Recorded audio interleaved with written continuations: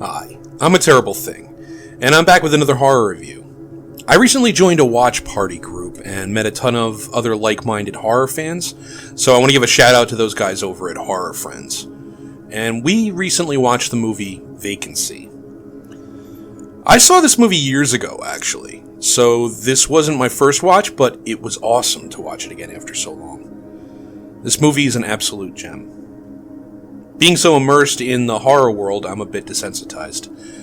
So I have a hard time scaring myself, and honestly, in the past 10 years or so, I can really only remember 2 times that I got pensive while watching a movie, one being this movie, and the other being The Descent. Vacancy is the story of the Foxes, a married couple on the verge of divorce, who stay the night in a grimy motel. When they find cameras in their room, they have to fight to survive, and not be the next victims of a demented ring of snuff film vendors. The film was directed by Nimrod Antal, who also directed Machete and 2 episodes of Stranger Things, which is easily my favorite show on television, Netflix. I don't know, but you know he knows what he's doing. And the script was written by Mark L. Smith, who also wrote Overlord, Seance, The Revenant, and Martyrs. Fucking Martyrs. It stars Kate Beckinsale and Luke Wilson as Amy and David Fox, and if you aren't familiar with them, you should probably check your pulse. Interestingly enough, Luke is reportedly a huge douchebag on set. Kate was so fed up by the end of shooting that she didn't want to work with him ever again. He regularly showed up late and drunk, or hungover, refused to stand off camera to give Kate someone to speak her lines to, and just generally acted like an all-out diva. Kate got so fed up with his bullshit that she eventually started refusing her own off-camera work, and even sent a photo of herself to set with a note that read, "Read your lines to this. It'd be better for the both of us." The film pays homage to Hitchcock and other filmmakers of the era in that it emphasizes suspense over gore. The Pinewood Motel, which was actually 2 completely different sets, interior and exterior, was built from scratch for the movie. Nimrod stated that even though the dirt and grime was actually just paint, and that the set was in reality very clean, he would often leave the set feeling ill. Let's go deeper.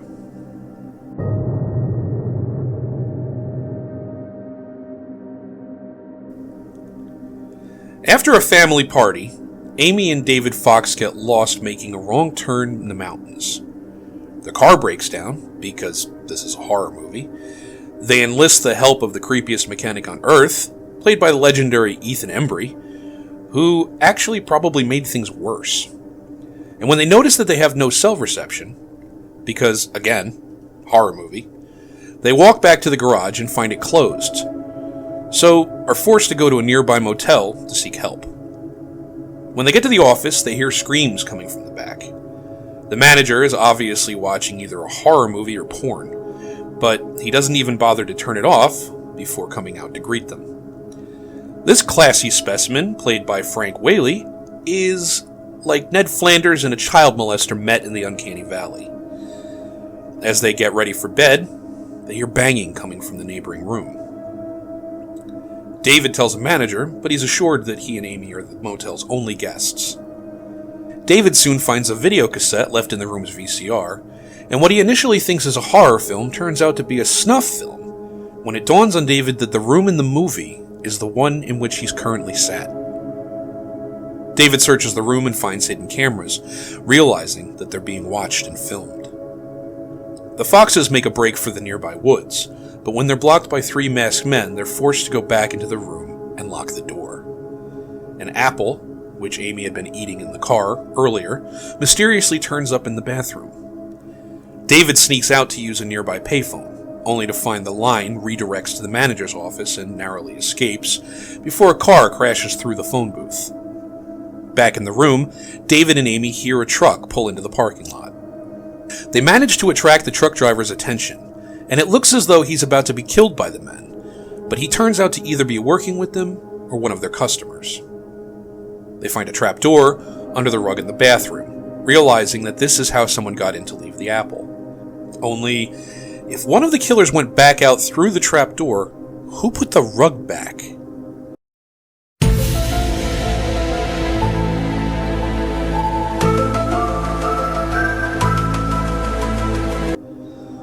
Under the room, they find a series of tunnels which lead them to the manager's office, where Amy again attempts to call the police, but is caught by the manager. Forced back into the tunnels, they take a different path and end up at the auto garage. A sheriff shows up, having traced Amy's attempted call to the police. He finds a snuff film in one of the rooms, and after drawing his gun on them, he comes to his senses and David and Amy run to him.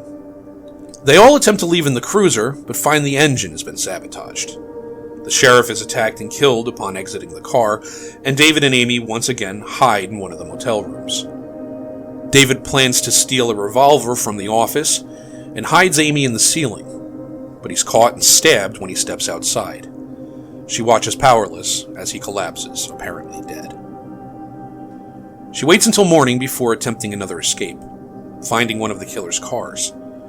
She tries to drive away, but one of the men pencil dives through the sunroof, and she crashes the car, killing him and another man, who turns out to be the mechanic from earlier. Amy manages to get the revolver that David couldn't, but the manager catches her and strangles her with the telephone cord, then bare-knuckle punches her in the face, all while recording it for his perverted little spank bank. But Amy's a badass, and earns her final girl status when she fights back, overpowers the little creep, and then sends him on his way with a couple of well-placed slugs. Miraculously, Amy finds David is still alive, and she hugs him, realizing that she still loves him, and that this is just the wildest form of marriage counseling ever.